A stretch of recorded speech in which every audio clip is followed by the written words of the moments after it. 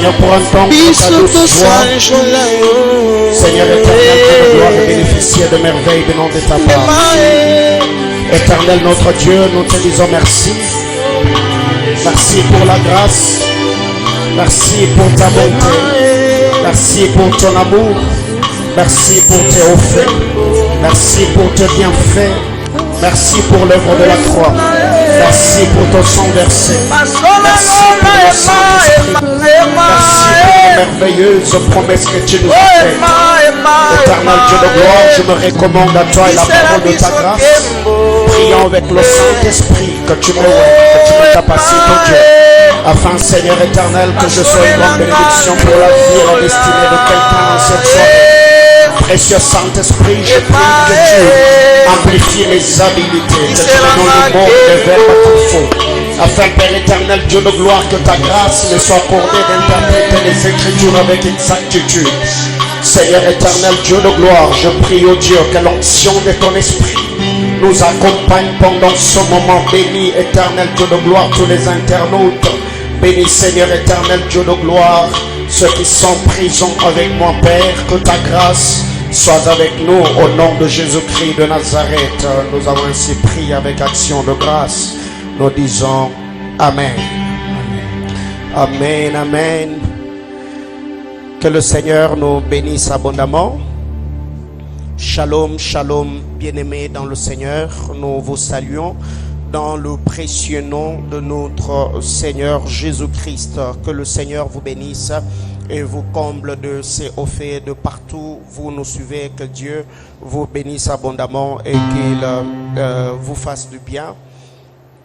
Aujourd'hui, nous avons vraiment résolu de commencer un peu plus tôt parce que le vendredi, nous avons commencé le message avec vraiment un très grand retard et nous nous excusons pour cela. Je crois que comme d'habitude, inviter d'autres personnes, partager ce message. Je crois que le Seigneur, Dieu de l'univers, bénira la vie de chacun d'entre nous. On va lire la parole du Seigneur de Rois, chapitre 2, du verset 1er au verset 16. Deuxième livre de Rois, à son deuxième chapitre, du 1er au 16e verset. 2 Rois, chapitre 2, du verset 1er au verset 16. J'ai lu au nom de Jésus-Christ. Lorsque l'Éternel fit monter Élie au ciel dans un tourbillon, Élie partait de Gilgal avec Élisée. Élie dit à Élisée, reste ici, je te prie, car l'Éternel m'envoie jusqu'à Bethel. Élisée répondit, l'Éternel est vivant et ton âme est vivante, je ne te quitterai point. Et ils descendirent à Bethel. Le fils de prophète qui était à Bethel sortirent vers Élisée et lui dirent, sais-tu que l'Éternel enlève aujourd'hui ton maître au-dessus de ta tête? Il répondit, je le sais aussi, taisez-vous. Élie lui dit, Élisée, reste ici, je te prie, car l'Éternel m'envoie à Jéricho. Il répondit, l'Éternel est vivant et ton âme est vivante, je ne te quitterai point. Et ils arrivèrent à Jéricho. Le fils de prophète qui était à Jéricho s'approchèrent d'Élisée et lui dirent, sais-tu que l'Éternel enlève aujourd'hui ton maître au-dessus de ta tête? Il répondit, je le sais aussi. Taisez-vous. Élie lui dit, reste ici, je te prie, car l'Éternel m'envoie au Jourdain. Il répondit, l'Éternel est vivant et ton âme est vivante, je ne te quitterai point. Et ils poursuivirent tous de leur chemin. 50 hommes d'entre le fils de prophète arrivèrent et s'arrêtèrent à distance vis-à-vis d'eux. Eux deux s'arrêtèrent au bord du Jourdain. Alors Élie prit son manteau, le roula et en frappa les eaux, qui se partagèrent çà et là. Et ils passèrent tous deux à sec. Lorsqu'ils eurent passé, Élie dit à Élisée, demande ce que tu veux que je fasse pour toi avant que je sois enlevé d'avec toi. Élisée répondit, qu'il y ait sûrement, je t'ai pris, une double portion de ton esprit. Élie dit, tu demandes une chose difficile, mais si tu me vois, pendant que je serai enlevé d'avec toi, cela t'arrivera ainsi, sinon cela n'arrivera pas. Comme il continuait à marcher en parlant, voici un char de feu et des chevaux de feu le séparèrent l'une de l'autre, et Élie monta au ciel dans un tourbillon. Élisée regardait et cria, mon père, char d'Israël et sa cavalerie. Et il ne les vit plus. Saisissant alors ses vêtements, il les déchira en 2 morceaux, et il releva le manteau qu'il y avait laissé tomber, puis il retourna et s'arrêta au bord du Jourdain.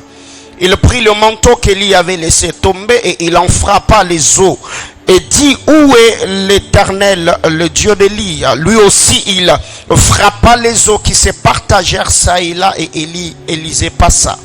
Le fils des prophètes qui était à Jéricho vis-à-vis l'ayant vu dire, l'esprit d'Élie repose sur Élisée. Ils allèrent à sa rencontre et se prosternèrent contre terre devant lui, et ils lui dirent, voici il y a parmi tes serviteurs 50 hommes vaillants vêtus, qu'ils aillent chercher ton maître. Peut-être que l'esprit de Dieu l'a emporté et l'a jeté sur quelques montagnes ou dans la vallée. Il répondit, ne les envoyez pas. Que Dieu bénisse la lecture de sa parole. Que quelqu'un me dise amen. Bien-aimés dans le Seigneur, nous bénissons Dieu, le rendant des multiples actions de grâce. Comme nous l'avons annoncé la journée sur cette même page, par la grâce du Seigneur, nous continuons cet enseignement, cette série d'enseignements sur le thème quand les fondements sont renversés, les justes, que feront-ils? C'est un thème que nous avons tiré du livre de Psaume, chapitre 11, le verset 3. Mais dans ces grands thèmes, quand les fondements sont renversés, les justes, que feront-ils? Je crois qu'aujourd'hui, je vais enseigner ou prêcher par la grâce du Seigneur sur un sous-thème que nous avons intitulé l'héritage spirituel. L'héritage spirituel. Bien-aimés dans le Seigneur, étant enfant de Dieu, étant chrétien, étant adorateur du Seigneur, nous soupirons derrière la manifestation glorieuse de la puissance de Dieu. Eh bien, nous avons reçu un bon nombre de messages, un bon nombre d'orientations venant du Seigneur, disant qu'il y a un puissant mouvement de l'esprit, il y a un puissant réveil, un puissant mouvement de réveil qui va secouer les nations. Mais jusque-là, nous sommes en train d'attendre l'accomplissement de ces messages, et je me suis posé beaucoup de questions. Pourquoi, depuis que nos pères ont commencé à parler, ceux de ma génération, nous avons reçu un bon nombre de messages, un bon nombre d'orientations, un bon nombre de visions, où le Seigneur est en train de promettre une très grande onction, une très grande gloire dans l'église. Et le Seigneur, par son esprit, il nous a orientés, il nous a convaincus de donner cet enseignement. Je crois que ça bénira ta vie. Bien-aimés, retenons que dans chaque saison, dans chaque dispensation nouvelle, personne ne peut avoir accès à cette saison, à cette dispensation, si personne ne t'intronise. Donc, pour qu'il y ait une saison nouvelle, ou pour que nous puissions entrer dans cette saison, nous avons besoin de quelqu'un qui a le mandat, qui a une autorité spirituelle élevée, qui peut nous ouvrir la porte pour nous introduire dans une nouvelle saison. Et vous allez vous rendre compte que tous les hommes de Dieu qui ont marché avec le Seigneur dans l'histoire de la Bible jusqu'à notre temps, ils ont travaillé avec le Seigneur, ils ont vu la main de Dieu, et Dieu a toujours mis sur leur chemin des hommes providentiels, des hommes que Dieu a équipés afin de pouvoir affecter ou impacter la vie des autres. Et je crois que par la grâce du Seigneur, dans cette décennie, tu ne seras pas un loup solitaire qui sera seul. Dieu mettra sur ton chemin des hommes et des femmes providentiels qui béniront ta vie, qui t'impacteront, qui t'affecteront, et par cette affectation, ils t'introduiront glorieusement dans ta destinée. J'entendais quelqu'un me dire amen. Bien-aimés dans le Seigneur, je suis en train de dire que pour entrer dans une nouvelle saison, nous avons besoin de quelqu'un qui a un mandat, qui a une autorité spirituelle élevée, afin de pouvoir nous introniser dans cette saison nouvelle. De la même manière, dans une nouvelle dispensation, il n'y a pas seulement l'intronisation, car l'intronisation vient avec ce que j'appelle la passation, ou encore la passation du bâton de commandement, ou encore la passation du manteau. C'est que quand le Seigneur envoie quelqu'un sur ton chemin, cette personne ne va pas seulement t'introniser, parce que la marche avec le Seigneur, l'évangile de Jésus-Christ, ou encore notre destinée, nous sommes dans un course à relais.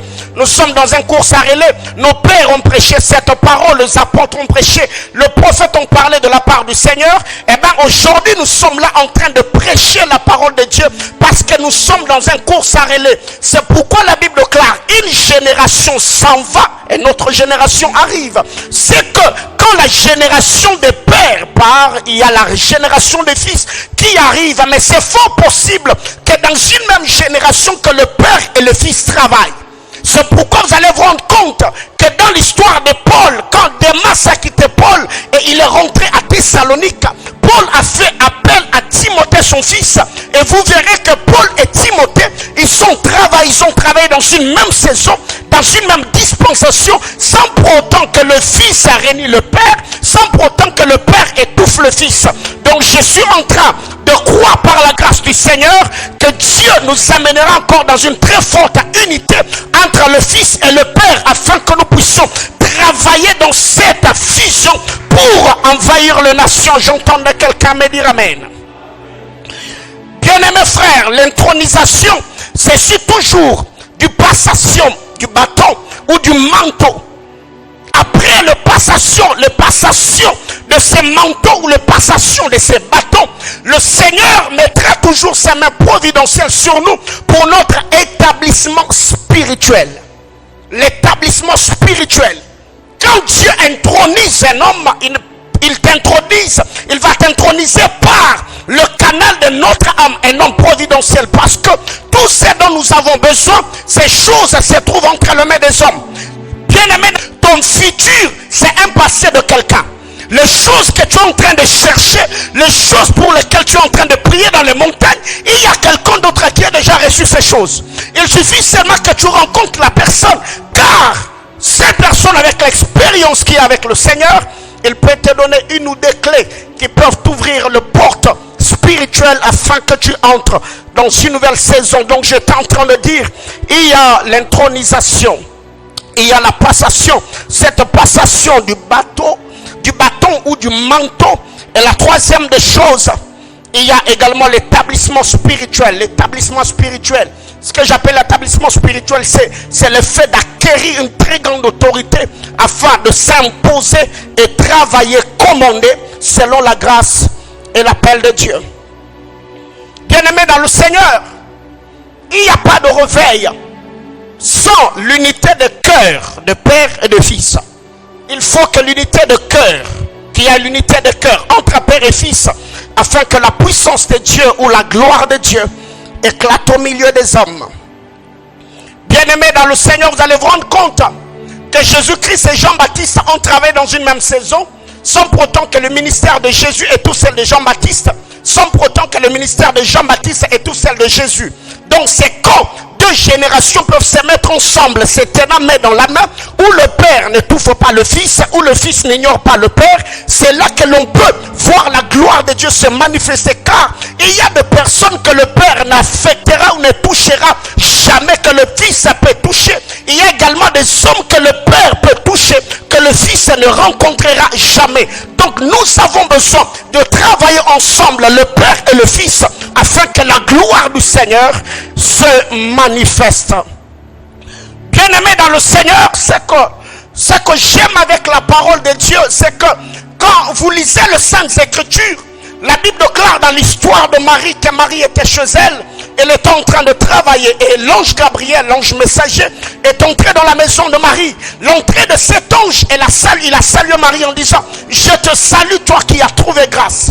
Et dès par cette salutation, l'ange du Seigneur a annoncé le message. Il dira à Marie: eh ben, le Seigneur est avec toi, tu vas concevoir par la puissance du Saint-Esprit, car l'Éternel te couvrira de son ombre et tu seras enceinte. Et comme l'ange avait prophétisé de la part du Seigneur, Marie est tombée enceinte et l'a conçue. Et au même moment, l'ange a rencontré Gabriel. Je suis dans Luc il a rencontré Zacharie. Je suis dans Luc chapitre 1er. Il a rencontré Zacharie qui était en train de servir. Il a annoncé à Zacharie que Élisabeth, sa femme, allait concevoir. Mais chose étonnante, vous allez vous rendre compte, l'ange a salué Marie et par la grâce de Dieu, l'ange a annoncé le message et Marie est tombée enceinte. Et quand Marie est tombée enceinte, quand Marie a conçu, Élisabeth de son côté, elle a conçu également. Il arrive que Marie qui était saluée par l'ange, elle a salué Élisabeth. Cette fois-là, ce n'était pas pour que Élisabeth puisse concevoir, mais la salutation de Marie a fait tressaillir Jean-Baptiste qui était dans les entrailles d'Élisabeth. Donc j'étais en train de dire à quelqu'un, c'est lui que Dieu a salué, il a la capacité de saluer. Est-ce que quelqu'un comprend de quoi je parle? Le Seigneur, par sa grâce et dans sa souveraineté, il peut déposer sur ta vie une grâce, une onction, une faveur particulière. Et vous allez vous rendre compte que les personnes qui ont toujours rencontré Dieu de manière particulière, ils ont également la capacité d'affecter d'autres personnes de manière particulière. Marie, l'ange l'a saluée et l'a conçue. Comme elle avait la chose de Dieu, elle à son tour, elle a salué Élisabeth qui avait également la chose de Dieu. Et la chose qui était en Élisabeth, qui est Jean-Baptiste, Jean-Baptiste a tressailli. Bien-aimé dans le Seigneur, je crois que par la grâce de Dieu, je suis quelqu'un que Dieu a ouvert ce soir afin de pouvoir t'annoncer la parole de Dieu. Et je crois que ta Marie pour ta vie, parce que toi et moi on est enfants de Dieu, toi et moi nous avons là, quand Marie a salué Élisabeth, Jean-Baptiste a tressailli. Je suis en train de dire à quelqu'un, tu as reçu les promesses venant de la part de Dieu, et peut-être les choses que Dieu t'a dites semblent prendre. C'est pourquoi par la grâce de Dieu, tu as de cet hôtel, je me mets à la place de Marie qui a salué Élisabeth afin que Jean-Baptiste, oh my God, que Jean-Baptiste tressaillisse. Je suis en train de dire à quelqu'un, s'il y a quelque chose que Dieu t'a promis, je ne sais quoi, mais j'ai une bonne nouvelle, c'est que le message de ce soir ne va pas seulement toucher le tempo, il ne va pas seulement toucher ton oreille, mais cette parole est imbibée ou infusée d'une onction particulière qui va secouer ta destinée et qui fera ce que les choses que Dieu t'a dites, que ces choses prennent une vitesse accélérative. J'entends quelqu'un me dire yes. Bien-aimé frère, c'est lui que Dieu a salué, a la capacité de saluer. C'est pourquoi vous allez vous rendre compte que quand vous lisez les épîtres de Paul, l'apôtre Paul, à chaque fois qu'il écrivait, il commençait toujours à dire, moi Paul, je vous salue de ma propre main. Donc je ne sais pas si jusque-là avec cette crise, je prie que la grâce et la faveur du Seigneur puissent toucher la vie financière de quelqu'un. Oui, je suis en train de dire à quelqu'un, en ces temps de confinement, il y a des gens qui sont en train de créer des gouvernements. Oh my God. Je suis en train de dire à quelqu'un, pendant les temps de confinement, il y a des gens qui créent des gouvernements. C'est que le confinement t'a permis de comprendre que tu es roi ou reine. Oh my God, tu es roi ou reine.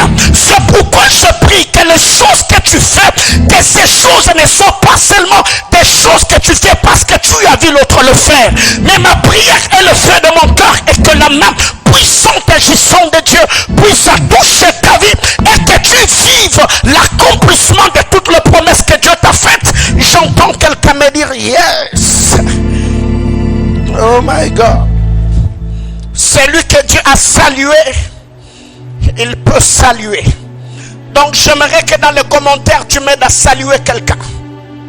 Salue-moi quelqu'un. Si tu as quelqu'un dans ta vie que tu aimerais voir Dieu lui faire du bien, tu peux laisser le nom de cette personne-là en commentaire en disant X, Y, je te salue. Car une salutation spirituelle n'est pas seulement une salutation, mais une salutation spirituelle ne touche pas seulement la main ou l'oreille de la personne, mais ça va au-delà, ça touche et affecte la destinée. J'entends quelqu'un me dire yes. Bien aimé, quand vous lisez la parole de Dieu, la Bible déclare qu'en ces temps, l'esprit d'Élie sera répandu. Selon la prophétie de Malachie, Dieu a dit qu'en ces derniers temps, il répandra l'esprit d'Élie. Et l'esprit d'Élie a une mission, a commission unifiée. Parce que la Bible déclare que cet esprit ramènera le cœur de fils vers le Père et le cœur de Père vers le Fils. C'est que nous voyons que l'esprit d'Élie ou l'onction d'Élie vient unir deux générations. Il vient unir le Père et le Fils. Il y a une fusion dans l'esprit d'Élie. Donc, nous sommes en train de parler de Père et de Fils. Et je crois que par la grâce de Dieu, Dieu aidant cette année, nous aurons un séminaire où j'inviterai peut-être deux pères de la ville qui nous parleront de cette paternité spirituelle. Et je crois que par la grâce du Seigneur, Dieu nous bénira énormément. Mais parlons de fils. Retenons qu'il y a trois choses. Ou trois types catégories de fils. Premièrement, nous avons ce qu'on appelle le teknion. Le teknion qui s'écrit comme T-E-K-N-I-O-N. Teknion s'écrit comme T-E-K-N-O.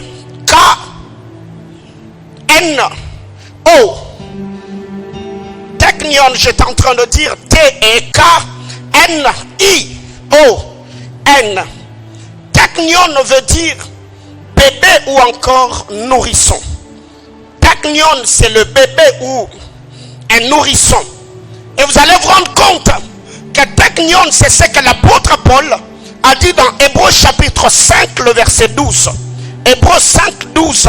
L'apôtre Paul était en train de reprocher l'écrivain de l'épître de l'Hébreu plutôt, parce qu'il y a de ceux qui disent c'est Marc qui a écrit l'épître aux Hébreux, d'autres personnes disent que c'est Paul. Donc l'écrivain de l'épître aux Hébreux, il est en train de reprocher à ses contemporains leur disant, vous qui devez être de maître jusqu'au-là, vous êtes encore au lait maternel, vous n'avez pas encore la capacité de supporter la nourriture solide. C'est que quand on parle de teknion, ce sont des personnes qui viennent à l'église, mais sont encore des nourrissons. Ce sont encore des bébés spirituels, des gens qui peuvent être emportés par n'importe quel vent de doctrine. Ce sont des gens qui ne sont pas stables dans leur marche avec le Seigneur. Ce sont des personnes, pour qu'ils prient, il faut qu'on les court derrière. Pour qu'ils viennent à l'église, il faut qu'on l'exhorte.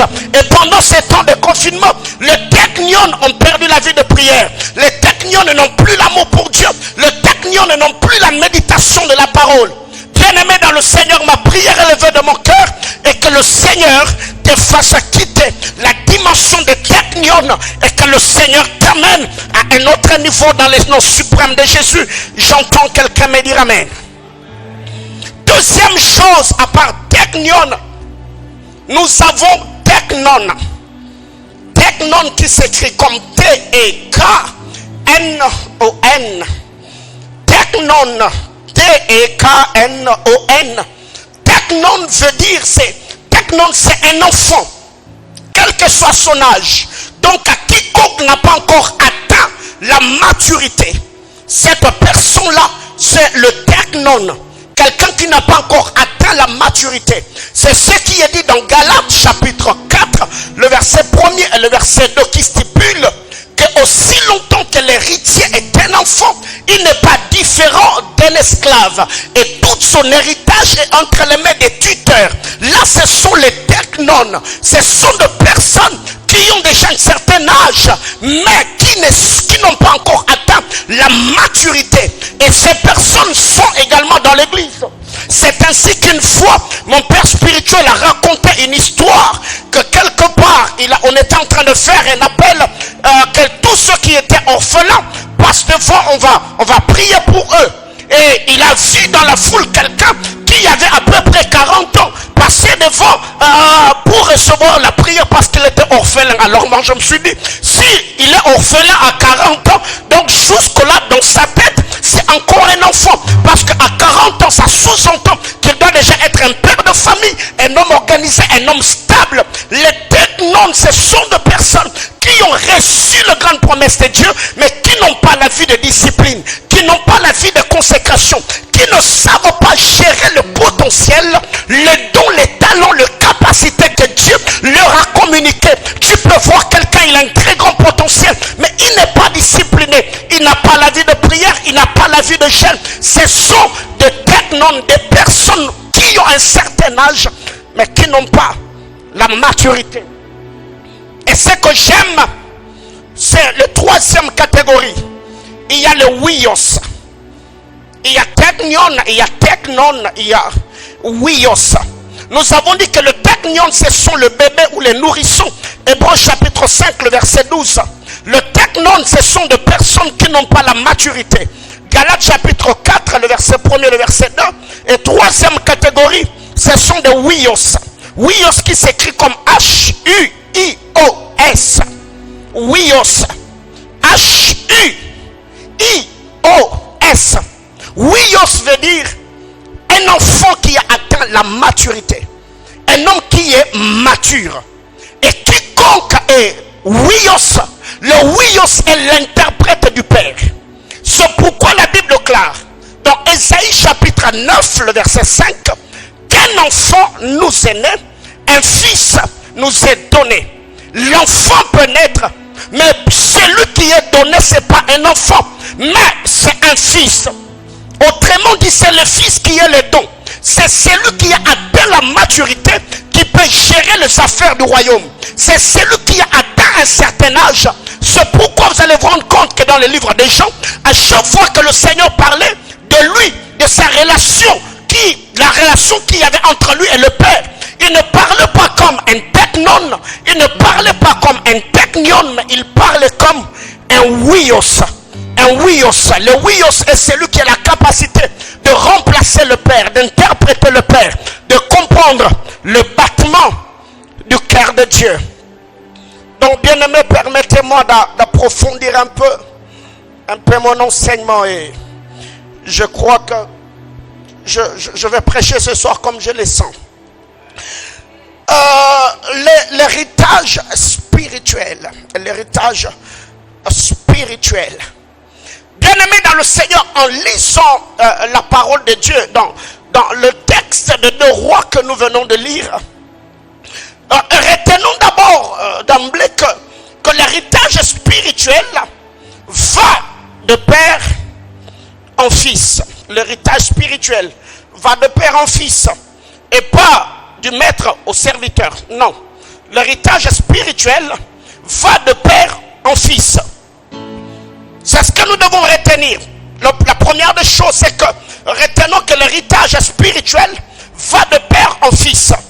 Et quand vous lisez la parole de Dieu dans Genèse chapitre 15 du verset 1er au verset 4, le Seigneur parlant avec Abraham a dit au Seigneur que c'est Eliezer de Damas, le serviteur, qui héritera de mes biens. Et c'est que j'aime le Seigneur qui corrigea son serviteur, son intime. Abraham, il lui a dit non, ce n'est pas le serviteur, le Eliezer de Damas qui héritera de toi, mais le fils qui sortira de tes entrailles. C'est celui-là qui héritera de toi. Bien-aimé dans le Seigneur, les choses de Dieu sont pour les enfants de Dieu.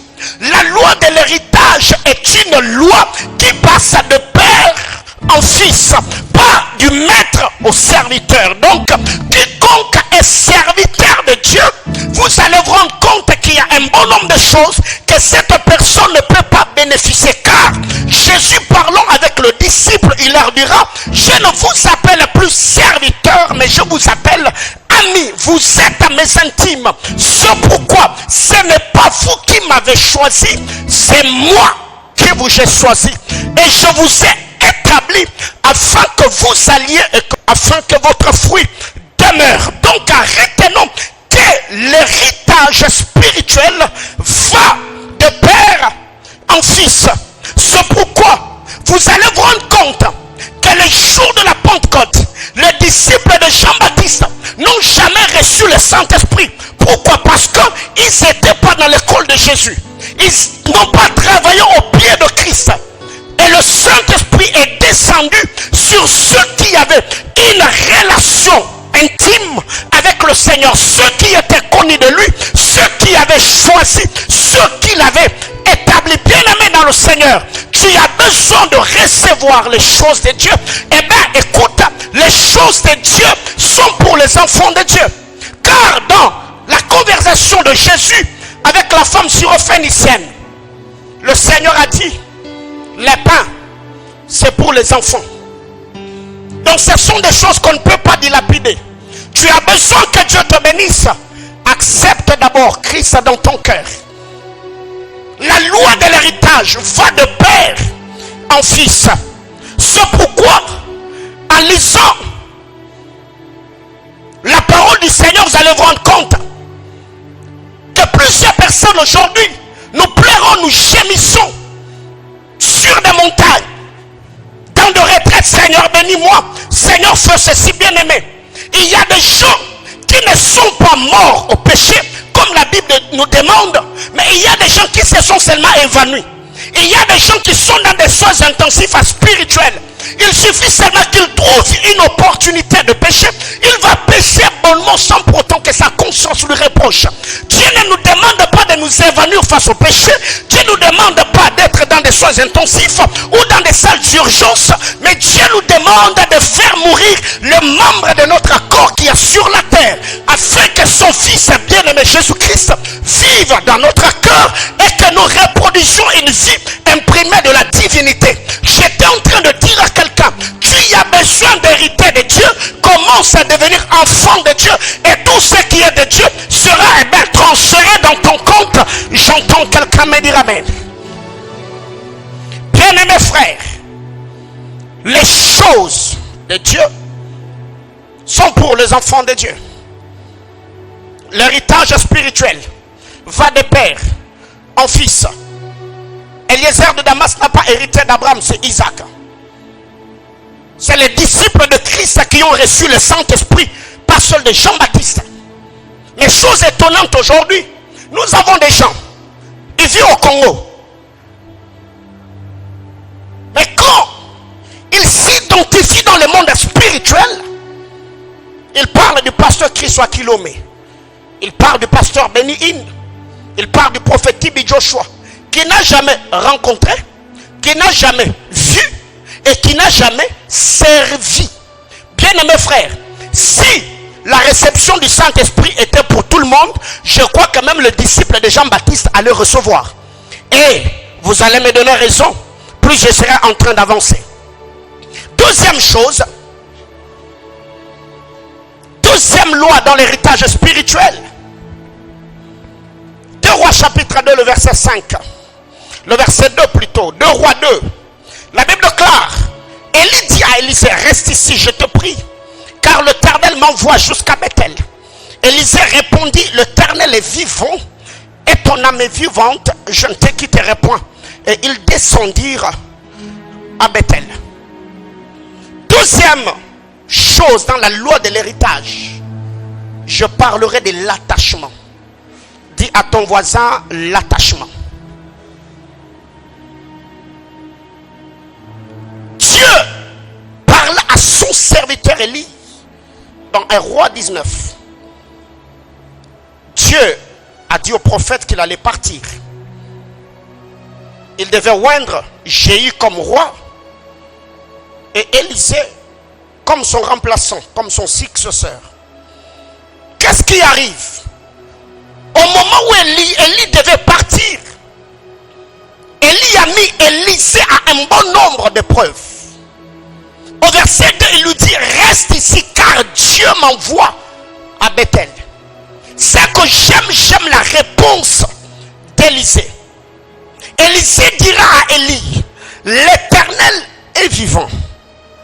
Ton âme est vivante. Je ne te laisserai point. La première des choses, je disais que la loi de l'héritage va de père en fils, pas du maître au serviteur. Deuxièmement, il faut qu'il y ait l'attachement. Il faut être attaché.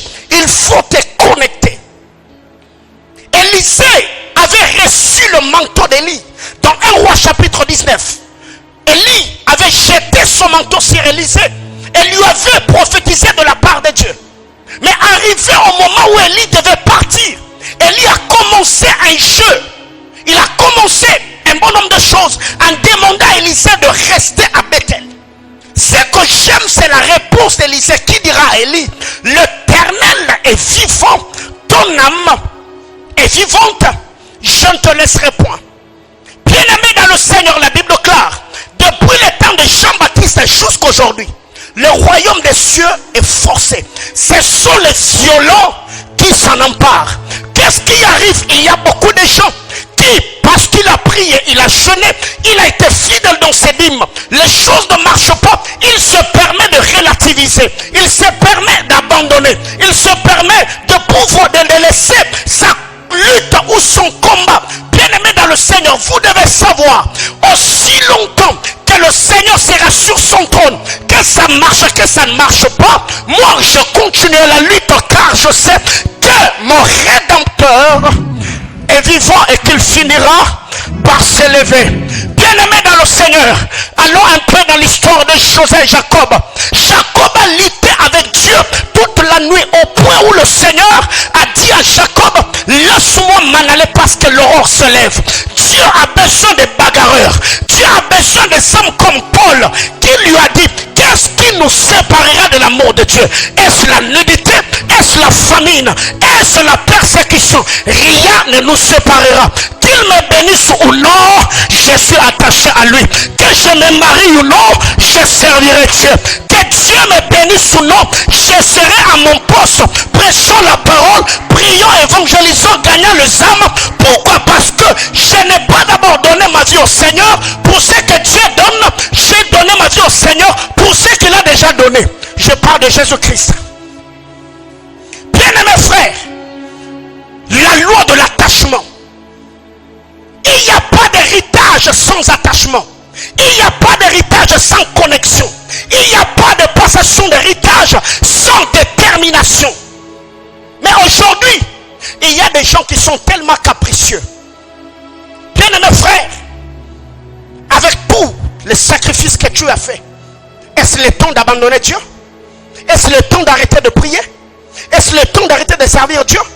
Parce que Dieu ne t'a pas béni, parce que tu n'es pas marié, parce que tu n'as pas voyagé, parce qu'un membre de ta famille sur qui tu comptais, Dieu l'a pris sur toi. Oui, la Bible clare, tout concourt bien de ceux qui aiment Dieu. Si tu n'arrives pas à comprendre les choses que Dieu fait aujourd'hui, j'aimerais te dire, même avec le temps, tu finiras par le comprendre. Parce que quand le Seigneur fait un bon nombre de choses, il le fait dans sa souveraineté, dans sa suprématie. Mais c'est à nous de nous plier et dire: Seigneur, que la gloire te revienne. C'est pourquoi Job a dit: l'Éternel a donné, l'Éternel a repris.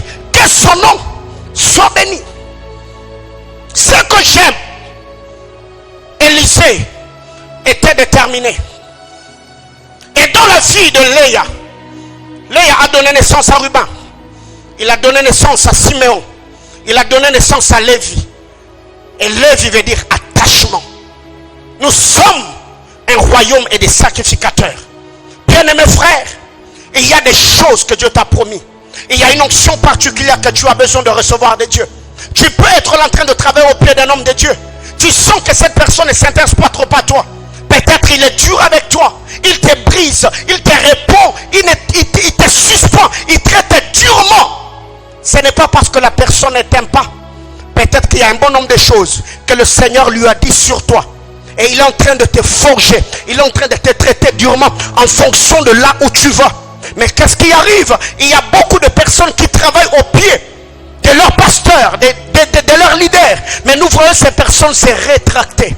On m'aime pas, on mettrait durement. Pourquoi seulement moi qu'on suspend? Pourquoi seulement moi qu'on a blâmé? Pourquoi seulement moi? Oui, pourquoi seulement toi? Parce que ta destinée est grande. Et tu ne peux pas servir Dieu efficacement dans cette destinée-là avec le caractère, avec la mollesse que tu as. Il faut qu'on te forge, il faut qu'on te taille. Bien-aimé dans le Seigneur, le problème c'est quoi? Je suis dans la carrière, je suis dans la carrière de Dieu. Je suis là comme un palmier. Dieu va me tailler dans sa souveraineté. Je suis en train de dire à quelqu'un: celui qui brûle les étapes sera brûlé par les étapes. Ne fuis pas ton école, reste dans l'école de Dieu. Compte très durement, gloire au Seigneur. Seigneur. Que ça marche, gloire à Dieu. Que ça ne marche pas, gloire à Dieu. Mariage, pas mariage, je servirai Dieu. Il faut être déterminé. Il ne faut pas être une personne. Quand on te fait une petite chose, tu commences à te lamenter, tu commences à te morfondre, tu vas te recroqueviller en toi-même et ces choses te rendront la vie amère. Je sourirai même quand ça ne va pas. Je chanterai un cantique nouveau même quand les circonstances ne vont pas me le permettre. La Bible déclare, même si je traverse la vallée de l'ombre de la mort, je ne craindrai aucun mal, car le, oh my God, car le bâton et la houlette me rassurent. Bien-aimé dans le Seigneur, le Dieu que nous prions, il s'appelle Yahweh Sabaoth, éternel Dieu des armées. Il s'appelle Yahweh Mekodishkem, le Dieu qui nous sanctifie. Il s'appelle Yahweh Kana, le Dieu jaloux. Il ne te laissera pas entre les mains des prédateurs. Même si 1000 tombaient à ta gauche, 10 000 à ta droite. Oh my God, inébranlable je suis, indestructible je suis. L'ennemi ne me touchera pas, l'ennemi ne m'atteindra pas, car la promesse de Dieu plane sur ma vie. Je suis en train de dire à quelqu'un, attache-toi à Dieu. Regarde, bien-aimé frère, troisième vérité. 2 Rois chapitre 2 le verset 3. La Bible déclare, le fils de prophète qui était à Bethel sortir vers Élisée et lui dire, sais-tu que l'Éternel enlève aujourd'hui ton maître au-dessus de ta tête? Il répondit, je le sais aussi, mais vous, taisez-vous. Troisième chose dans la loi de l'héritage, retenons que l'élévation du Père est l'avantage ou la bénédiction des fils. Ouais, l'élévation du Père, c'est la bénédiction du Fils. L'élévation du Père, c'est l'avantage des fils. Ici, ce que j'aime, c'est que la Bible déclare que le fils de prophète dit à Élisée, sais-tu que l'Éternel va élever ton maître au-dessus de ta tête? Le vrai fils sont ceux qui sont à la brèche, priant pour que Dieu élève leur père. Le vrai fils sont ceux qui soutiennent leur père et ils seront contents de le voir émerger, de le voir monter, de le voir épanoui. Pourquoi? Parce que le père est une aiguille, le père est un perrette. Partout où le père passera, les fils vont passer. Une dimension spirituelle qui tombe sur le père, c'est les fils qui en seront bénéficiaires.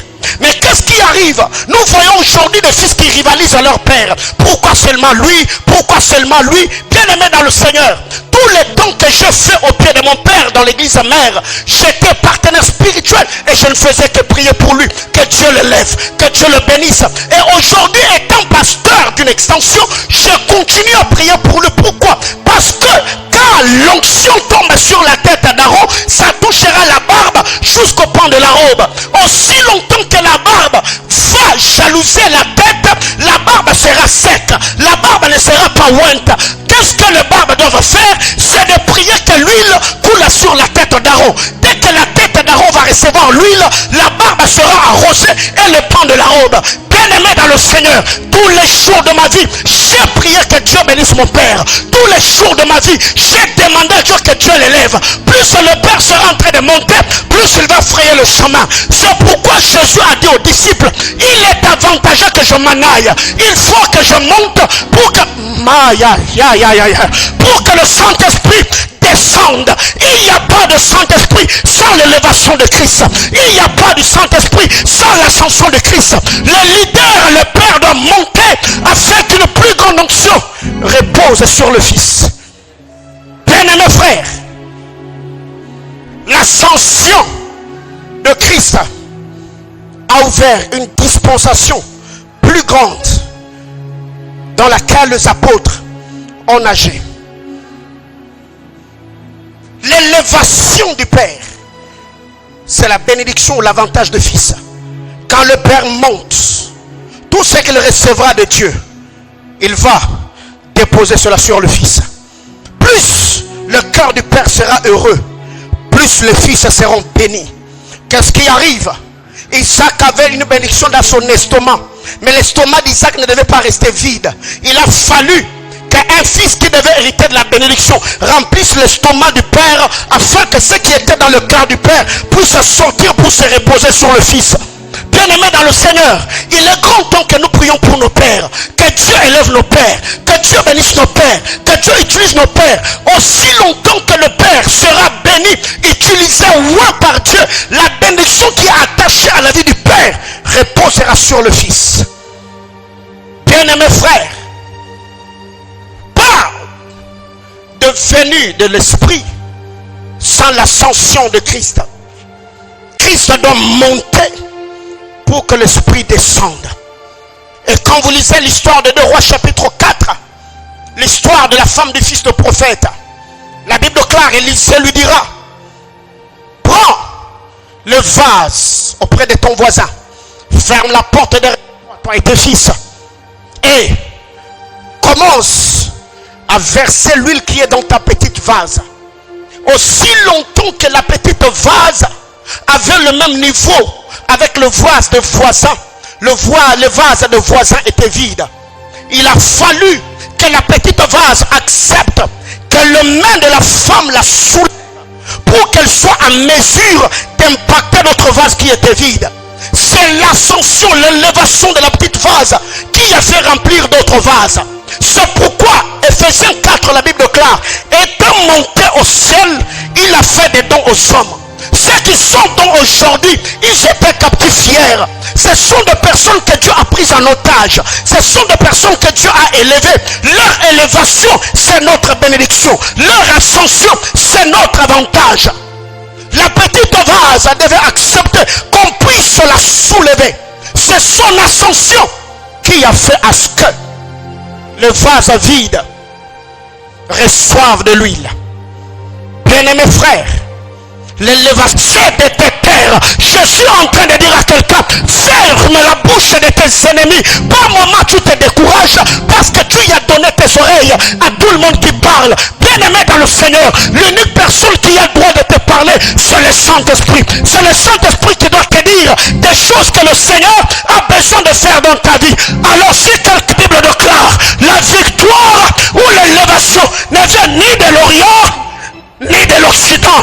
C'est pourquoi le psalmiste a dit, j'élève mes yeux vers les montagnes, d'où me viendra le secours. Le psalmiste élevait les yeux vers les montagnes parce qu'en Israël, il y en avait plusieurs. Mais pour l'église, nous n'avons pas plusieurs montagnes. L'unique montagne dont nous avons le secours, c'est la montagne de Golgotha, où mon Seigneur Jésus-Christ. Oh! Bien-aimés frères, il l'a dit. Mon père, j'aime cette scène de la croix. À gauche, il y avait un brigand. À droite, il y avait un brigand. Mon sauveur était au milieu. La Bible déclare, c'est lui qui était de l'autre côté. L'insultait en disant, si tu es fils de Dieu, sauve-toi et sauve-nous. Et celui qui était de l'autre côté lui disait, pourquoi tu es insensé? Nous méritons ce châtiment parce que nous nous sommes mal conduits dans la société. Il s'est retourné vers le Seigneur en lui disant, souviens-toi de moi quand tu seras dans ton royaume. Bien-aimés frères, une chose vraie, le deux voleurs a dit à Jésus, sauve-toi et sauve-nous, parce que il avait le temps où les yeux fixés sur la réalité. Mais celui qui était de l'autre côté, il se foutait de la réalité, il s'attachait à la vérité ou à la révélation. Bien-aimés frères, il y a un adage chinois qui dit, pendant le temps de crise, il y a le saint qui pleure, les autres voient les opportunités pendant le temps de crise. Pendant le temps de crise, ceux qui n'ont pas d'onction verra en Goliath un vaillant, un géant. Mais celui qui a l'onction verra une opportunité. Je suis en train de dire à quelqu'un, ne regarde pas la réalité, concentre-toi sur la vérité. La vérité, c'est ce que Dieu t'a dit. Si une mère peut abandonner un enfant, alors l'Éternel, mon Dieu, n'abandonnera pas ses élus. Si une mère peut oublier son enfant, alors l'Éternel a dit dans sa parole, je ne t'oublierai point, je ne t'abandonnerai point. Je suis en train de dire à quelqu'un, si tu ne sais pas combien les os de l'enfant se forment dans le sein de sa mère, tu n'as pas à t'inquiéter, parce que les voies de Dieu sont insondables. Les voies de Dieu sont impénétrables. Alors qu'est-ce que j'ai à faire? C'est de me confier au Seigneur, c'est me recommander à sa grâce. Je suis en train de dire à quelqu'un, ta destinée, ce sont des chemins tout tracés devant le ciel de l'Éternel. Les ennemis, même s'ils venaient comme des courants d'eau, l'Esprit de l'Éternel les mettra en fuite. S'ils venaient sur un seul chemin, ils retourneront sur 7 chemins différents. Je suis serein, je suis stable, inébranlable. Je ne tergiverserai pas, je ne perdrai pas la foi. Je suis dire à quelqu'un, tu es enfant de Dieu, aie confiance au Seigneur, aie confiance au Créateur. Sa parole est oui et amen. La Bible déclare, celui qui a fait la promesse est fidèle. Peu importe le temps, peu importe ce temps de crise, je suis là, j'attends. J'aime Habakkuk, il a dit, je suis à mon poste et j'attends. J'étais en train de dire à quelqu'un, garde confiance, reste serein, crois en la toute puissance de Dieu. Et le Seigneur te fera grâce. Bien-aimés frères, Élisée a donné la réponse aux fils de prophètes en leur disant, je sais que Élie va partir, mais vous, taisez-vous. Bien-aimés frères, si tu as des gens dans la vie qui te découragent, détourne-toi de ces gens-là. Cherche des gens qui ont des bonnes informations. Cherche des gens qui vont t'encourager. Cherche des gens qui ont une perception spirituelle développée. Qui peuvent, au-delà de ce que tu vis, ils peuvent te dire ce que Dieu a sur ta vie. C'est pourquoi vous allez vous rendre compte, quand David a parlé avec Eliab, son grand frère, Eliab a traité David d'un homme qui avait la malice. La Bible déclare, David lui tourna le dos. Pourquoi? Parce que ce que David avait besoin d'entendre, ce n'est pas quelqu'un qui allait lui rappeler les faiblesses qu'il avait. Il avait besoin de quelqu'un qui pouvait lui donner l'information. En lui disant, c'est lui qui va faire tomber ces géants. Il sera gendre du roi. Bien aimé dans le Seigneur, comme un prophète de Dieu du haut de cet hôtel, je demande à Dieu que le Seigneur t'étonne, que le Seigneur te scandalise, que le Seigneur te propulse, que Dieu te bénisse et que toute amertume qui est dans ton cœur soit éradiquée par la visitation de Dieu. Que toute honte qui est attachée à ta vie, que cette honte aille loin de toi. Que le Seigneur te bénisse, qu'il te donne un témoignage particulier cette saison. J'entends quelqu'un me dire amen. Bien-aimés frères, je m'arrête là pour ce soir en disant, Dieu a des desseins glorieux pour chacun d'entre nous. Dieu a besoin de te faire du bien. Mais une chose, c'est que reste connecté. Si Élisée n'était pas informé de l'ascension d'Élie, je crois qu'il allait être tourmenté. Ça allait le déranger. Il allait sûrement se poser des questions. Comment est-ce que cet homme, je l'ai servi? Comment est-ce qu'il peut me frapper un lapin? Mais qu'est-ce qui est arrivé? C'est qu'il avait l'information. C'est que Élie a dit à Élisée, nous voyons même Jésus qui a rencontré Simon-Pierre. Il lui a dit, arrête tout. Suis-moi, je ferai de toi pêcheur d'hommes. Mais un temps, alors qu'il a donné l'enseignement sur le disciple qui devait manger la chair et boire le sang, plusieurs personnes disent, cet enseignement est dur. Qui peut le supporter? La Bible déclare, beaucoup de ses disciples n'allaient plus avec lui. Ce n'était pas des fidèles, ce n'était pas des croyants, ce n'était pas les gens du peuple, c'était des disciples. La Bible déclare, parce que Jésus a donné cet enseignement, plusieurs se retirèrent de lui. Et il y a un temps dans le ministère qu'un homme de Dieu peut traverser des moments difficiles. Les mangeurs de pain et de poissons vont toujours se retirer pour chercher d'autres pères. Mais ceux qui ont suivi, ceux qui suivaient Jésus, pour la vie, ils s'étaient restés là. Et Jésus s'est retourné vers les autres en leur disant, Beaucoup de vos frères sont partis. Et pourquoi vous ne partez pas? J'aime la réponse de Simon. Il dira à Jésus, auprès de qui irions-nous? Il n'a pas dit c'est toi qui donnes le pain et le poisson. Il a dit c'est toi qui as le parole de la vie. Auprès de qui irions-nous?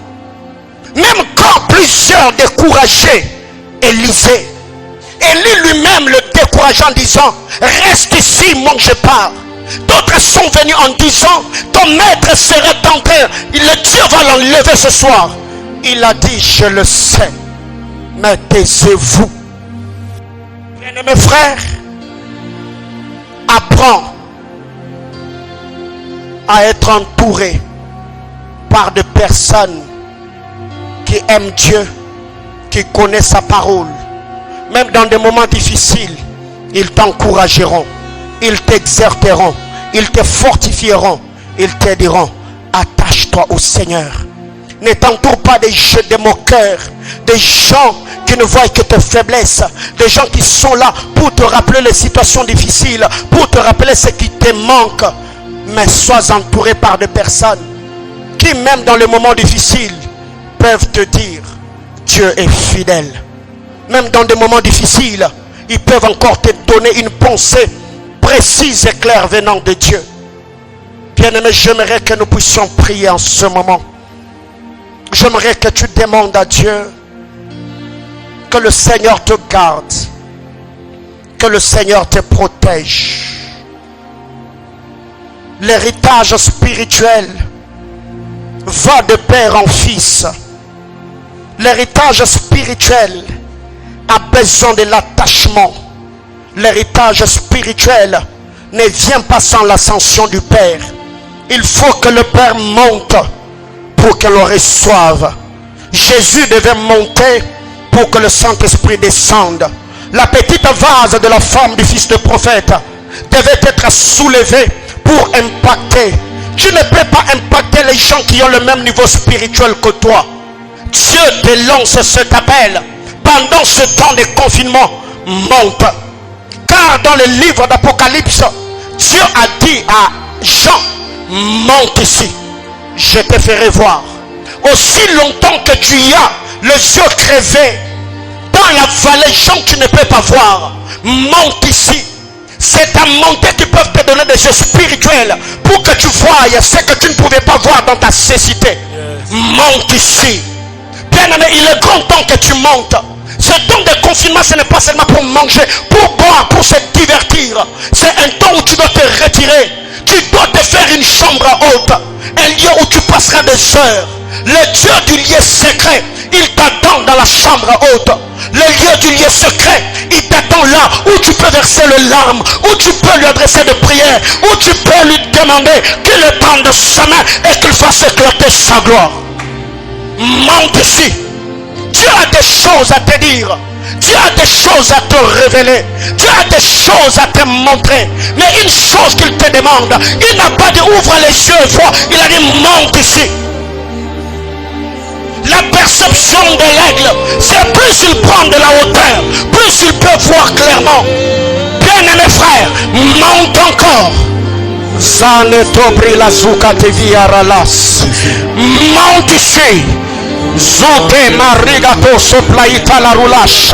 Monte encore, monte encore, monte encore, monte encore, monte encore, monte encore, monte encore, monte encore.